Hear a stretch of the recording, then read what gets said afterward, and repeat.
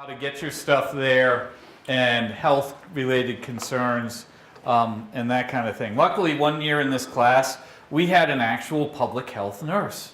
It was great. She put together a nice page for us on travel health and things to know. The World Health Organization will tell you what diseases are rampant in what country. And we also have the Centers for Disease Control and Travel. Also, the State Department website that I mentioned earlier will tell you what vaccines you need for what countries. That's a really critical thing to know, and really to get several months in advance.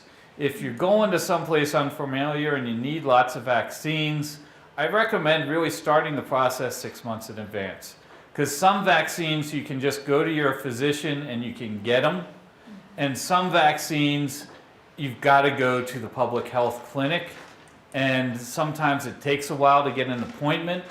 And some of the things, like if you need a hepatitis C, you need 2 or 3 shots over several months in order to get that. Hepatitis B. Hep B. Hep B series? There's a Hep C series too. There is no vaccine for Hep C.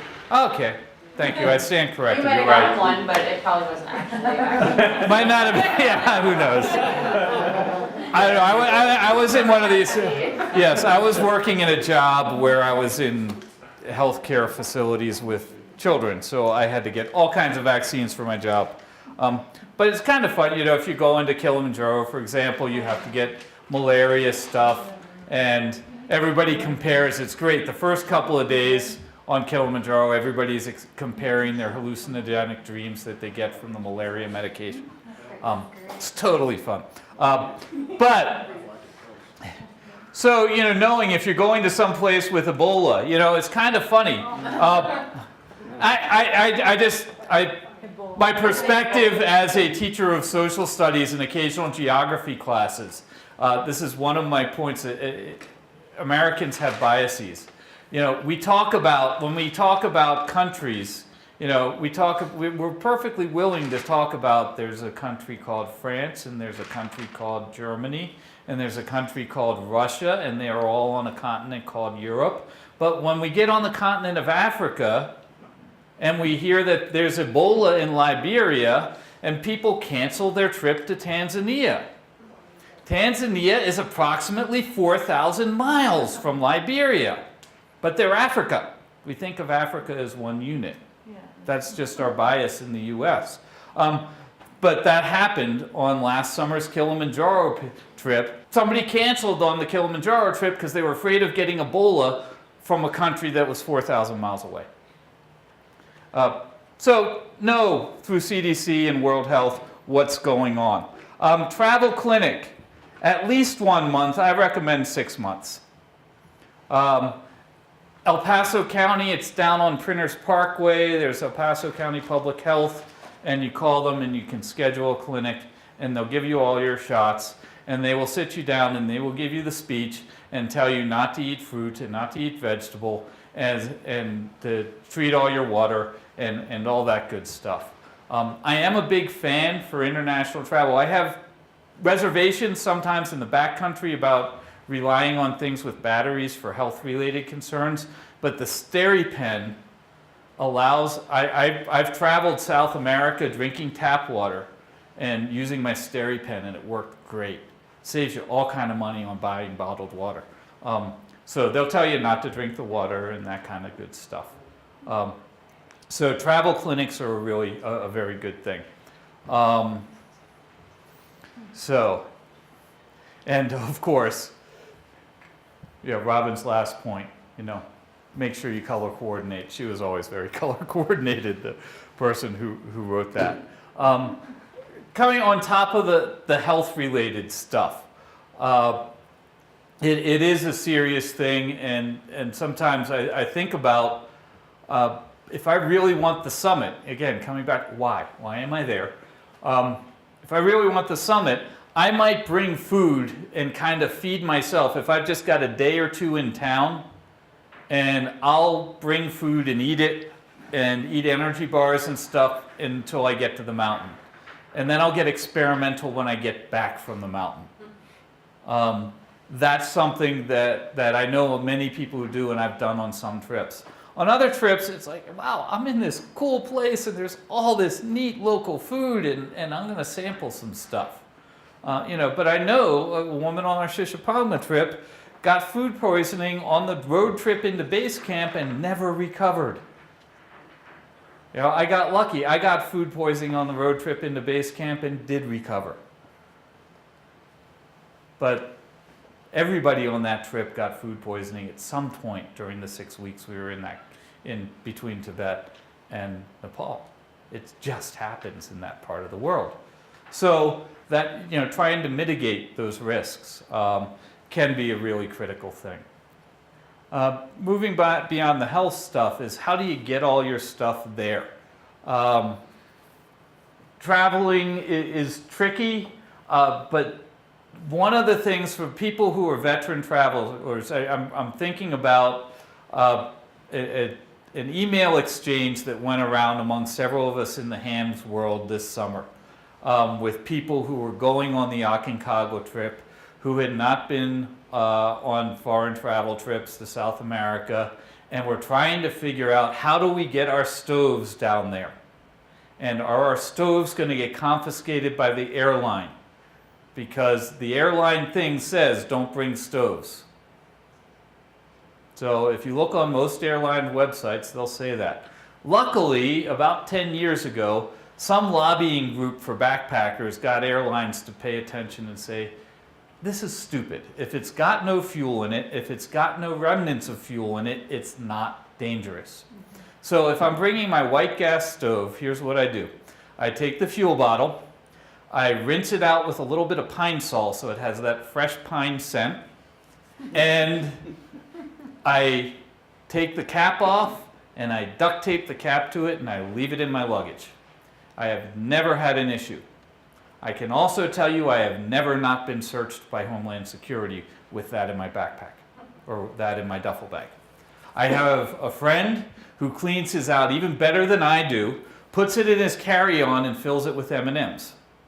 It's not a fuel bottle, I'm carrying candy. He's never had a problem getting his fuel bottles down. So I do not know anyone who has ever had a fuel bottle confiscated. And that's one of the things that people panic about. Just make sure you can't take the actual fuel, but if you're using a white gas stove, you can take the fuel bottle, clean it out, rinse it out, and you're probably good to go.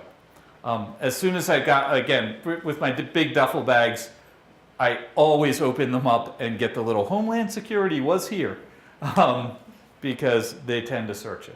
And when you're going back through customs, they tend to search you. Bush pilots in Alaska, maybe put my white gas in the pontoon. Yeah, our bush pilots in Alaska are an entirely different world, because it's their plane and they're going to tell you what they'll do. Most of them are very aware of flying with climbers and that kind of thing. The weird thing when you get into the flying on a bush plane in Alaska, or even doing a small shuttle from, say, you've landed in Juneau and you're flying up to Haines and you've got the small little prop plane. It's a whole new world when you've got the scale and you get on the scale with your stuff. And you plus your gear has to be under a certain weight or you can't go. So if you have any self-consciousness about your weight, that's not the place to go flying. Other things what I try to do when I'm going on travel, there are certain hints. I buy a spring scale and be able to weigh your bags before you get to the airport. They do get serious about the weight. They give you 25 kilos internationally. It's about 50 pounds. And not quite 25 kilos, it's 22 something. 22 something. Yeah, you get a little more on kilos than you get in pounds because they round down. It's about 2.2 pounds per kilo if you don't know those things. And I try to shift things like, what's the heaviest stuff that's not going to freak out the x-ray person that I can put in my carry-on if I'm really tight for weight. So I'll have a big rack of carabiners, and those usually don't get pulled by x-ray people. You know, I might not bring things like my V-threader hook, because that might get thing. Or I'll bring my food, will be in my carry-on. I have learned that peanut butter counts as a potential explosive. You can't bring peanut butter in your carry-on. And why? Good thing I was going to, this was a trip to Alaska, so it was very easy to buy peanut butter on the other end in the grocery store, because that was my lunches. But it counts as a gel. I just had a little container like that. Yeah, that was a new one on me. So I lost a little jar of peanut butter. You know, ropes are good things to shift into your carry-ons. One thing that always goes in a carry-on is, especially on the way there particularly, my boots. If you're going to some place where climbing is routine, whether in this country or outside this country, you can probably rent about anything that you would lose in your luggage. But boots are really hard to replace if they're broken in and done well. Kilimanjaro is a big destination to not have everybody's luggage arrive. I would say 7 out of 10 trips I know of to Kilimanjaro, at least one person has had delayed luggage. One guy on my first trip there did, and his boots were in his luggage.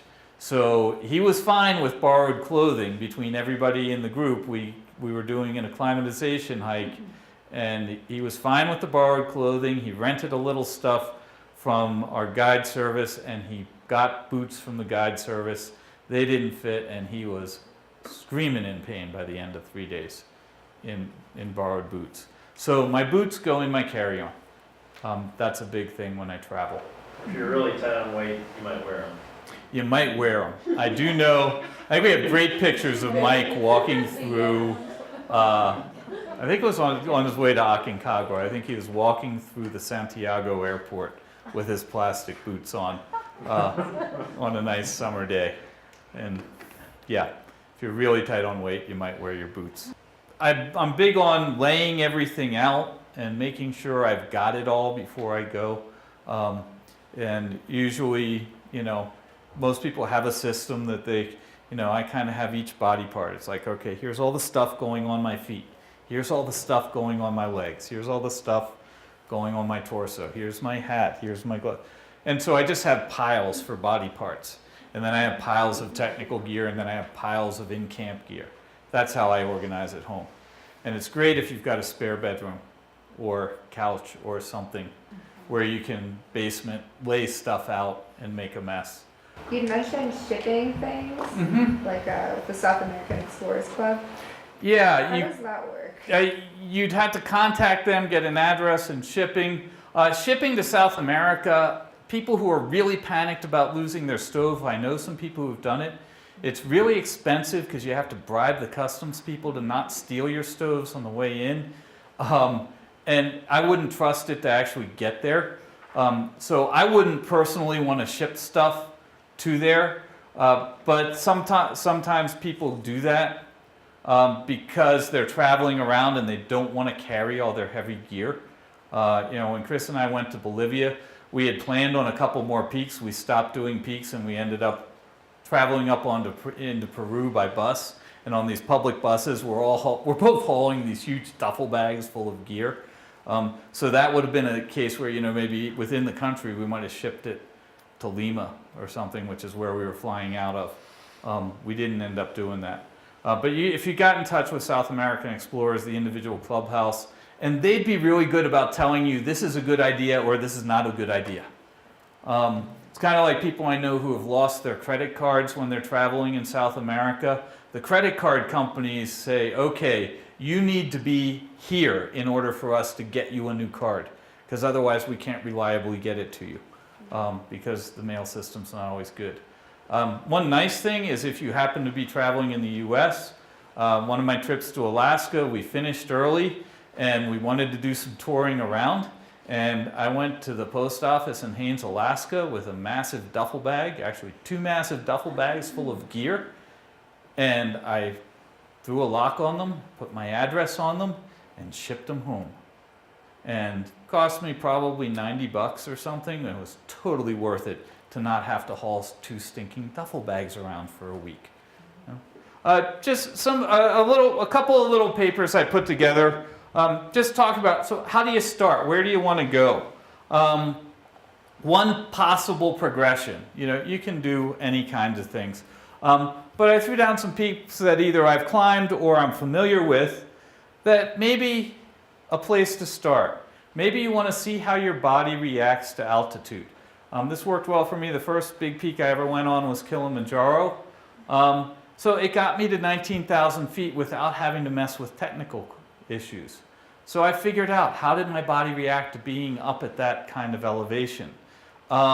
So some places where you can do a walk-up, non-technical. Kilimanjaro, it's expensive, it's hard to get to, but man, is it a beautiful mountain. You go through about 6 or 7 eco zones and just neat cultural experience, gorgeous peak, highly recommend it.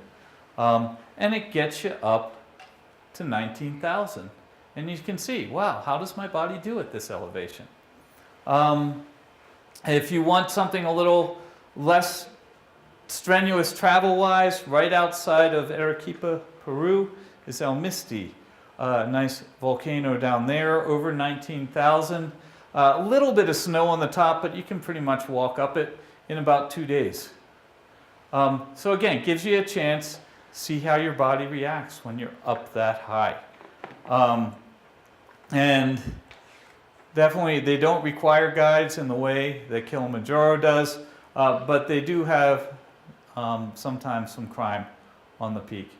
So a lot of people hire one.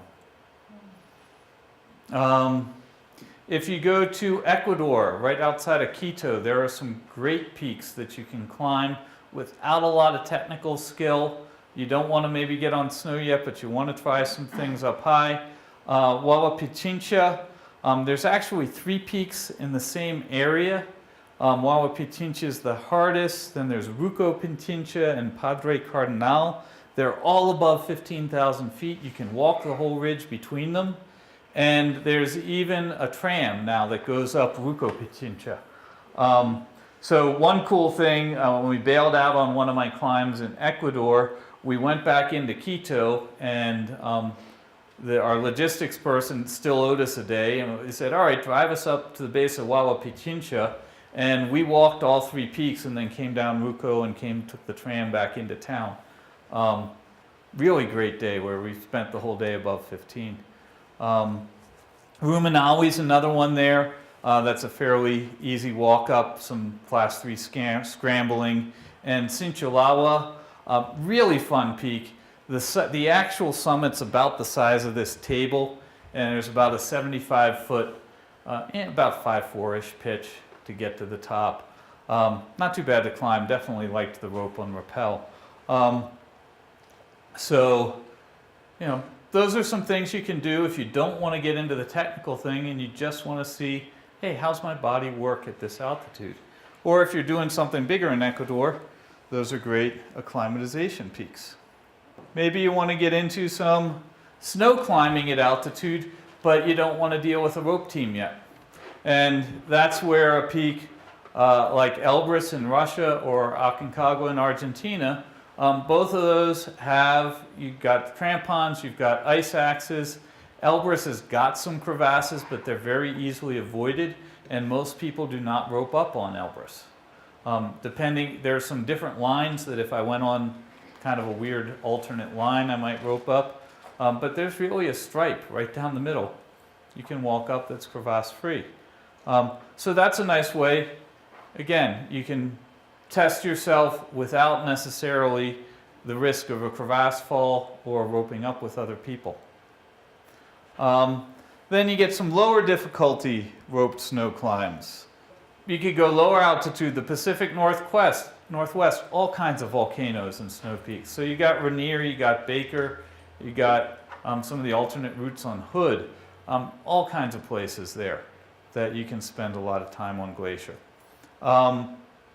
Then Mexican volcanoes are another one. Sometimes people rope up and sometimes they don't, but Ixta and Orizaba, Got a CMC trip going to Orizaba in January, actually.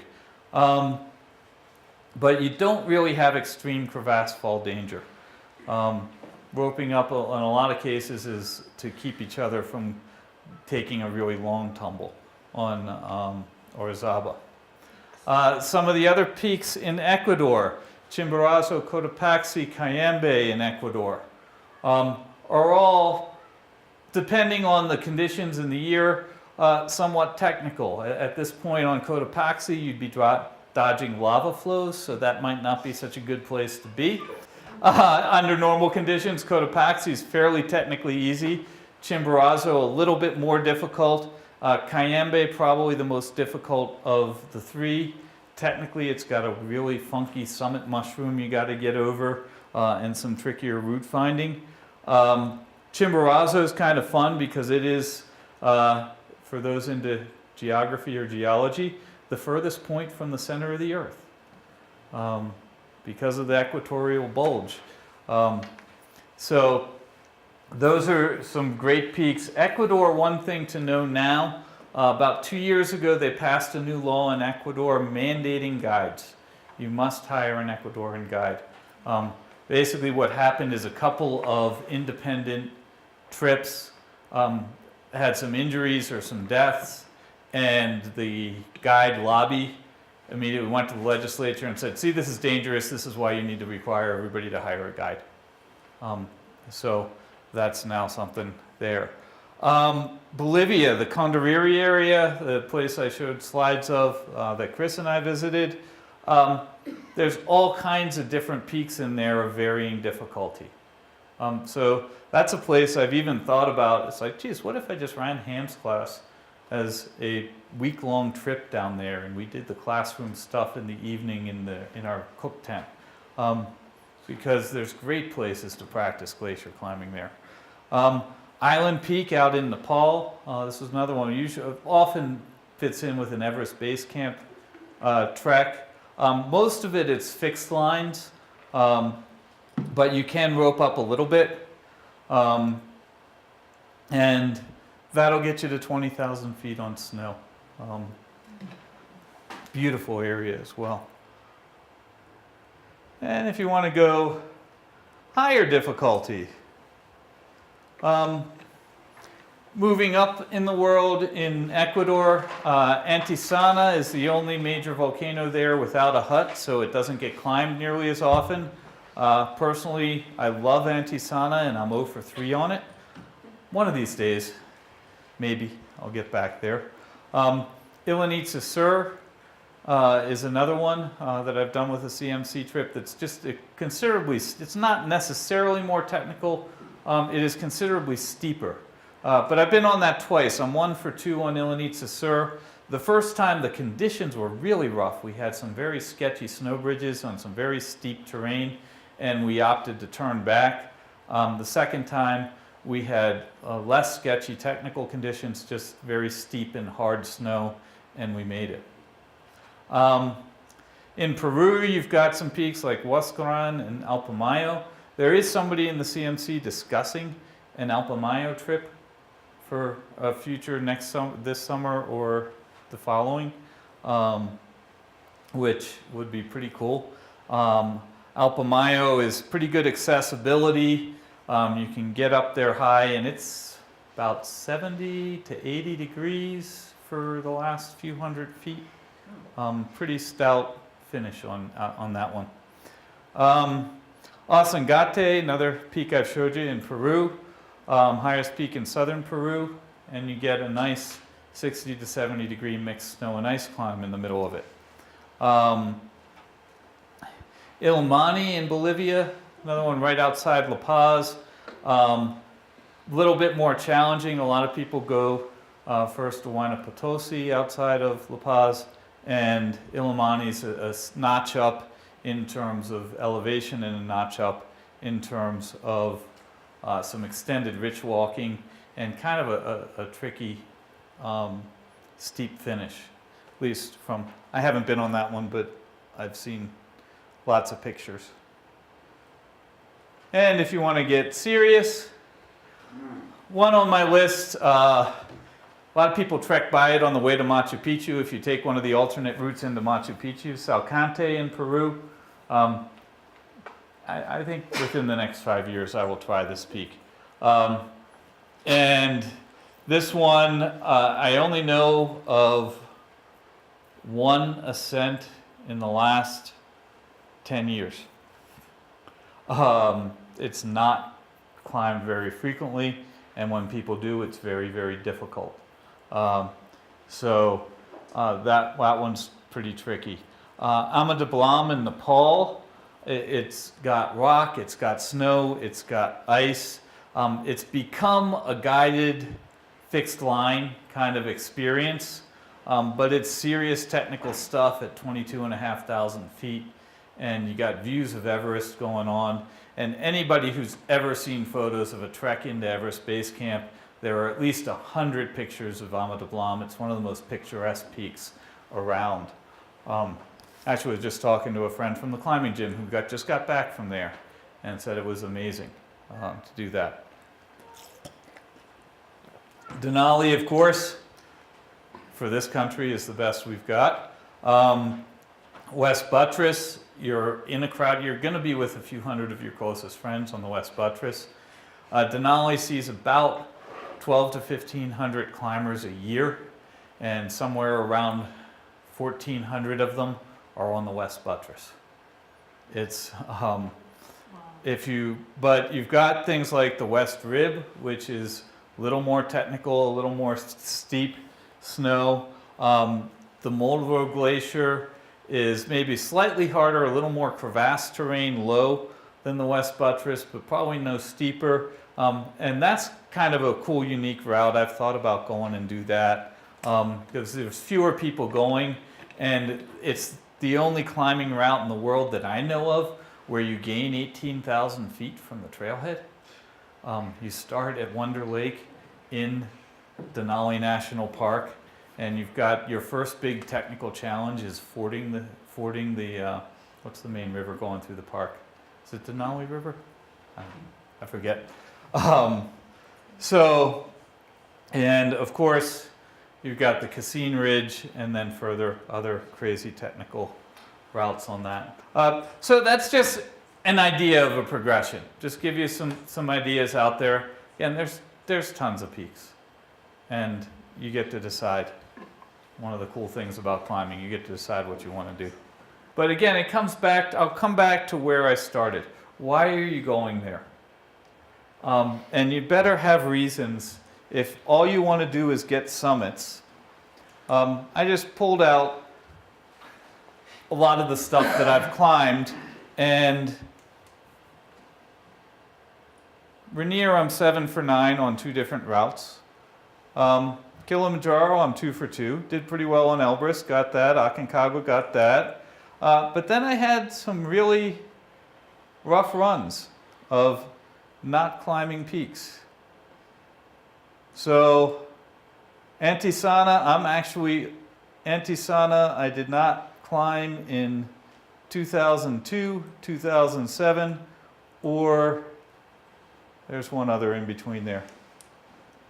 Or a third trip. Antisana, or 2010. So I had some bad things. But you think about, some of these were route finding. Some of these were my own feeling sick or getting injured. Some of them were I didn't train right and I wasn't ready to go. Some of them were my partners weren't ready to go. Some of them I made and a teammate didn't. Some my teammates made and I didn't. So there's any number of things that can turn you back.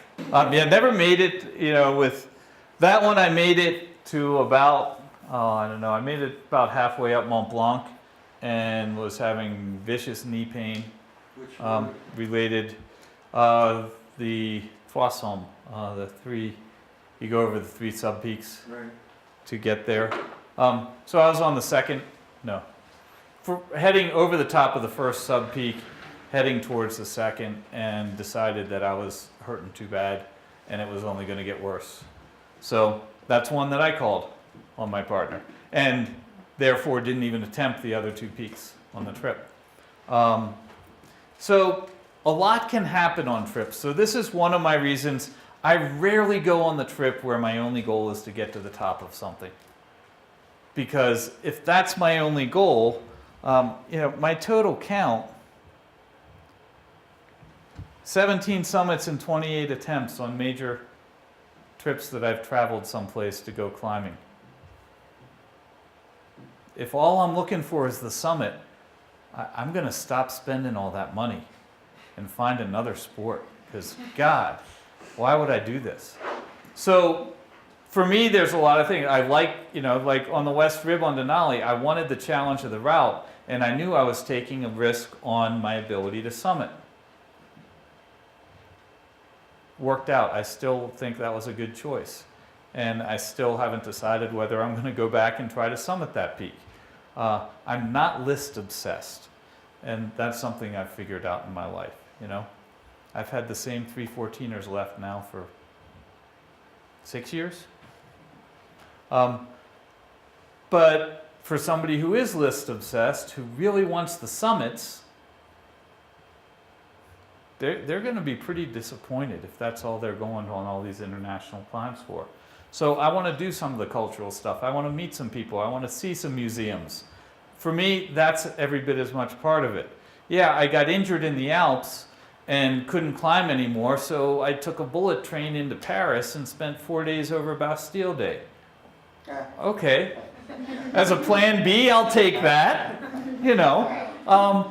So the reason I bring out the chart is, really come back and think about, why are you going? And I'll kind of leave it there. It is not just where do you want to go and who do you want to go with. Why are you going there? Does Peru have a similar thing as Ecuador with the guide services being required, or is? No, at this point, Ecuador is the only country in South America with that requirement. I wouldn't be surprised to see others maybe following suit except like Peru, there's so many peaks versus the number of guides. Really, in Ecuador, you're talking 5 big mountains that people are going to pay somebody for. So there's a very limited resource, and all the guides are competing for it, so forcing people to take the guide makes some political sense. In Peru, 90% of the guides are working out of Juarez in northern Peru, and that's been an international mountaineering destination for private parties for years. Ecuador really hasn't been it's been much more the tourist trade. So I don't see Peru going that way easily. And then southern Peru, nobody's climbing. There's one guide I know of working in southern Peru.